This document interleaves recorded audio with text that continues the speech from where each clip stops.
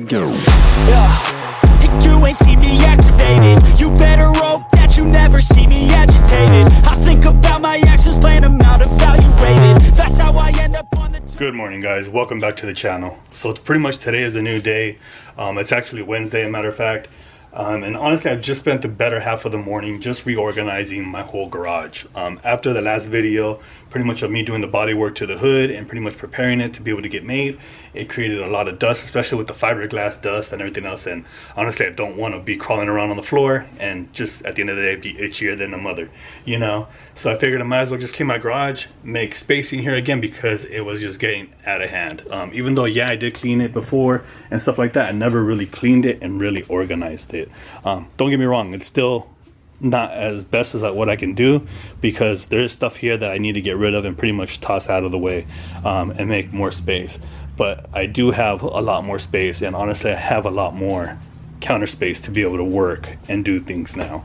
So hopefully today in this video we'll be able to make some good progress on the AC. Pretty much the AC harness is what I'm going to be concentrating on. It's not necessarily just the AC harness, it's actually the harness for the headlights, turn signals, horn button, some of the grounds. Some of it runs to other plugs that I don't even know. So that's still stuff that I'm going to be figuring out.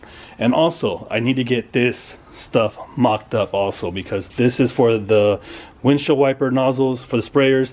I am going to be retaining that. I am going to be keeping that in this car, because at the end of the day I am going to make this car 100% as comfortable as I possibly can with the amenities. I understand, you know, the bay is shaved and we did some work to it, but I did not want to get rid of that part, because at the end of the day I want to be able to clean my windshield and use my windshield wipers and stuff like that. You know, even though yes, this is going to be a show car, daily driver and stuff like that, I'm not just going to keep it as a show car. You know, I want to be able to get as much use as possible out of this, especially if I can drive it in the rain and I can drive it in all the weather. That is the main goal for this build, and hopefully we can keep that going with this build. But getting back to this hood, man, I really am digging it. I think I did actually pretty good job, and not to toot my own horn, but for my first time ever doing really fiberglass, I think it came out pretty awesome. Please let me know what you guys think. I want to hear you guys' opinions, and honestly guys, thank you guys for the support on these last videos. You guys have showed a little bit more interest, and honestly I just can't really wait to have this car fully done and ripping on the streets here in California. So again guys, with that being said, I think pretty much we are going to get started on this engine harness, or this harness that runs to the AC system. And honestly, let's just get to it. I want to try to make as much progress as possible as we wait for the DC5CREATIONS AC tuck kit, and that way we can pretty much start the mock-up of that also. So let's just get to destroying this harness and deluming it, and honestly just making some progress on the EK all-wheel drive build. Alright guys, so pretty much I kind of did this a little bit ahead of time.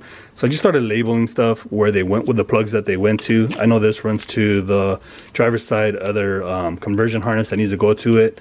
When we get that, this goes to the windshield washer bottle, which is this one now. We have the headlight plugs. There's still some plugs in here that I need to identify where they go to. These are the headlights, and pretty much just these other little plugs I need to find out where they go to. I know some of these plugs aren't useful, such as this brown one right here, as it's just a backup or just an extra. I know these are the grounds that run through the harness, and I just really, like I said, I just really need to figure out where all this goes to and try to see where what goes where. But that is the goal at the end of the day, is try to make this harness a lot easier to understand when we plug it up into the EK sedan.